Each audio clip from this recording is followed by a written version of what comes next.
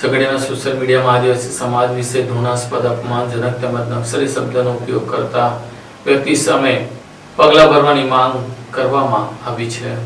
ગત સપ્તાહે ઝઘડિયાના young Lions ગ્રુપના સંચાલક અને ભાજપના કાર્યકર કરણસિંહ પરમાર ઉર્ફે લાલકાએ સોશિયલ મીડિયા પર આદિવાસી સમાજ અને તેમના પ્રતિનિધિ અંગે કથિત રીતે અપમાનજનક અને વાંધાજનક શબ્દોનો ઉપયોગ કરતી પોસ્ટ મૂકી હતી। આ પોસ્ટને લઈ સોશિયલ મીડિયા પર ભારે પ્રત્યાઘાત પડ્યા હતા, જેના વિરોધમાં ઝઘડિયાના બિરસા મુંડા ચોક ખાતે વિવિધ આદિવાસી સંગઠનો તેમજ ભાજપ, કોંગ્રેસ, આમ આદમી પાર્ટી અને બીટીપી સહિત વિવિધ રાજકીય પક્ષોના આગેવાનો અને કાર્યકરો એકત્રિત થયા। ત્યારબાદ બિરસા મુંડા ચોકથી ઝઘડિયા પોલીસ સ્ટેશન સુધી રેલી યોજી પોલીસ ઇન્સ્પેક્ટરને આવેદનપત્ર પાઠવવામાં આવ્યું। આવેદનપત્રમાં રજૂઆત કરવામાં આવી કે સમગ્ર ઝઘડિયા વિસ્તાર બંધારણની 5મી અનુસૂચિ હેઠળ આવતો વિસ્તાર છે અને અહીંનો આદિવાસી સમાજ વર્ષોથી શાંતિ અને ભાઈચારાની ભાવના સાથે વસવાટ કરે છે। આવા સંજોગોમાં સોશિયલ મીડિયા પર સમગ્ર આદિવાસી સમાજને નિશાન બનાવી કરવામાં આવેલી કથિત ટિપ્પણીઓથી સમાજની લાગણી દુભાઈ હોવાનું જણાવ્યું છે। આદિવાસી સમાજના આગેવાનોએ ભારતીય ન્યાય સંહિતા, ઇન્ફોર્મેશન ટેકનોલોજી એક્ટ સહિતની લાગુ પડતી કાયદાકીય જોગવાઈઓ હેઠળ કરણસિંહ પરમાર સામે ગુનો નોંધી કડક કાર્યવાહીની માંગ કરી છે।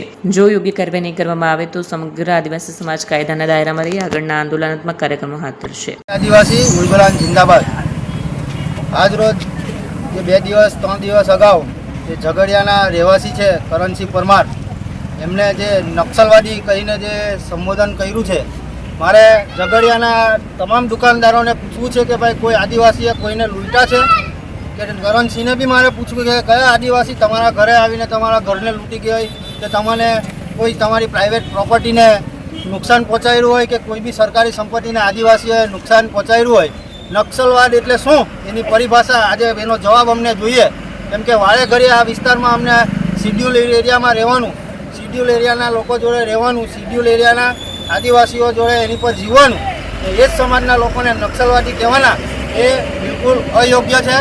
અમે જે સમાજમાંથી આવીએ છીએ આદિવાસી સમાજ, એ અમારી જે વીરતાની જે પ્રતીક છે પૂજા ભીલ અને મહારાણા પ્રતાપ, જ્યારે મહારાણા પ્રતાપના સગા ભાઈએ એમની જોડે ગદ્દારી કરેલી ત્યારે પૂજા ભીલે એમની જોડે મિત્રતા નિભાવીને આખી ભીલ સેના આખી ઉતારી દીધેલી, ત્યારે હલ્દી ઘાટીનું યુદ્ધ જીતેલા।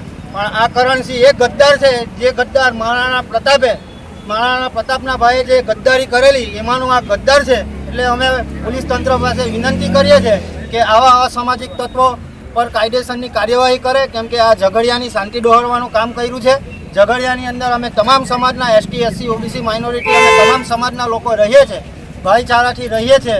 આજે બી હું આ ઝઘડિયામાં જાહેર મંચ પરથી કહું છું કે રાજપૂત ઝઘડિયાના રાજપૂત સમાજને કે કોઈ બી રાજપૂત સમાજને જ્યારે બી જરૂર પડે આ વૈભવ વસાવાને કે આવેલા તમામ કોઈ પણ આગેવાનને ફોન કરજો। આ અમે ભીલ છે ને, અમે ભીલની જે આપણો જે ઇતિહાસ જે છે અમે આવીને ઊભા રહીશું, 100% ઊભા રહીશું। પણ આવા લોકો પર કાયદેસર કાર્યવાહી કરવી જોઈએ, કેમ કે આ લોકો આદિવાસી વિસ્તારની અંદર શાંતિ ડહોળવાનું કામ કરે છે। જય આદિવાસી, જય જોહાર। જય જોહાર, જય ભારત। આજે અમે સૌ ઝઘડિયા તાલુકાના સામાજિક આગેવાનો સામાજિક રીતે અહીંયા ઝઘડિયા બિરસા ચોકે ભેગા થયા છે। બાબત એ હતી કે ઝઘડિયાના જ એક કરણસિંહ પરમાર દ્વારા આદિવાસી સમાજ પર અને આદિવાસી સમાજના જે નેતા છે ચૈતર વસાવા પર ટિપ્પણી કરવામાં આવેલી હતી કે આદિવાસી સમાજને નક્સલી ગઈ અને આદિવાસી સમાજના જે નેતા છે એને પાપનો ગળો ભરાઈ ગયો છે અને જેલમાં જવું પડે ને આવા ન શોભે એવું અશોભનીય વર્તન ફેસબુકના માધ્યમથી કરવામાં આવેલું હતું।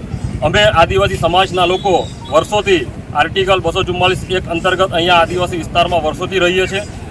બધા જ સમાજ સાથે અમે હળીમળીને રહીએ છીએ, પરંતુ આ કરણસિંહ પરમાર દ્વારા આદિવાસી સમાજ અને ક્ષત્રિય સમાજમાં વૈમનસ્ય ફેલાય એવું જાણી જોઈને પૂર્વ આયોજિત કાવતરું કરીને સમાજની એકતા તોડવાનો જે એમને કૃત્ય કરેલું છે એને અમે વખોડીએ છીએ અને એમના વિરુદ્ધમાં આજે ઝઘડિયા પોલીસ સ્ટેશને અમે ફરિયાદ દાખલ કરવા માટે આવેલા છે। એમને જે જાહેર સોશિયલ મીડિયા પર જે પ્રમાણે કૃત્ય કર્યું છે એના માટે atrocity act 31R 31U IT act કલમ 2000ની 67 મુજબ એનો જે નિયમનું ઉલ્લંઘન કર્યું છે એ અને જે બીએનએસની કલમ છે એમાં 196, 352 અને 356નું ઉલ્લંઘન કર્યું છે।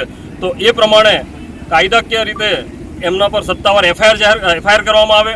જો પોલીસ આમાં ગંભીરતા નહીં લે અને એમના પર જો કોઈ એફઆઈઆર દાખલ નહીં કરે તો આવનાર દિવસોમાં મોટી સંખ્યામાં ઝઘડિયા તાલુકામાં સમસ્ત આદિવાસી સમાજના લોકો ભેગા થશે।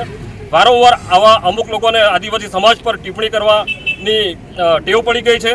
ખરેખર આવા લોકોને અંકુશમાં લેવાની જરૂર છે, જેથી આ વિસ્તારમાં વસતા લોકો વચ્ચે શાંતિ અને સલામતી સ્થપાઈ રહે। પરંતુ આવા અમુક તત્વો આ વિસ્તારની શાંતિ ડોળવાનો પ્રયત્ન કરી રહ્યા છે, જેથી આ ખૂબ જ જરૂરી છે કે આવા તત્વો પર તાત્કાલિક ધોરણે કાયદાકીય ધોરણે કાનૂની પગલાં લેવામાં આવે અને સત્તાવાર એફઆઈઆર કરવામાં આવે.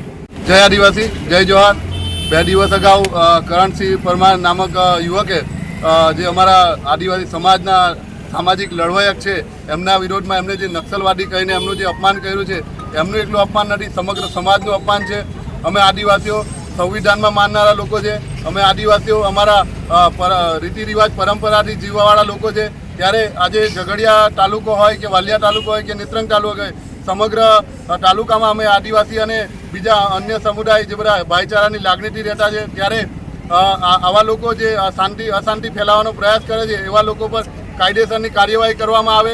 આજે અમે વાલિયા ઝઘડિયા નેત્રંગના ખાસ આદિવાસી સમાજના આગેવાનો ઉપસ્થિત રહ્યા છે અને આજરોજ જો કાર્યવાહી કરવામાં નહીં આવે તો આવનારા દિવસમાં સમગ્ર આદિવાસી સમાજને ભેગું કરીને એક ઉગ્ર આંદોલન કરવામાં આવશે.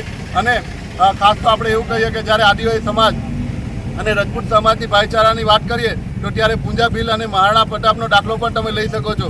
અમારા આદિવાસી સમાજે નિસ્વાર્થ એમની જ્યારે જરૂર હતી ત્યારે અમારા આદિવાસી સમાજ એમની પડખે ઉભો રહ્યો હતો અને એક ભાઈચારાની લાગણી અને એક સામાજિક વિચારધારાથી એમની સાથે જોડાયો હતો અને એમને સપોર્ટ કર્યો હતો. ત્યારે આવા લોકો જ અમારા ટ્રાઇબલના વિસ્તારમાં શાંતિ દોડવા અને સામાજિક અંદરો અંદર લડાઈ કરવાના માટે આવી બધી કોમેન્ટો કરતા હોય છે. ત્યારે હું પોલીસ તંત્રને એટલું જ કહીશ કે આજે તાત્કાલિક ધોરણે એમના પર કાયદેસર કાર્યવાહી કરવામાં આવે અને નહીં જો કરવામાં આવશે તો આવનારા સમયમાં અમે સમાજને ભેગું કંઈ મોટું આંદોલન કરીશું.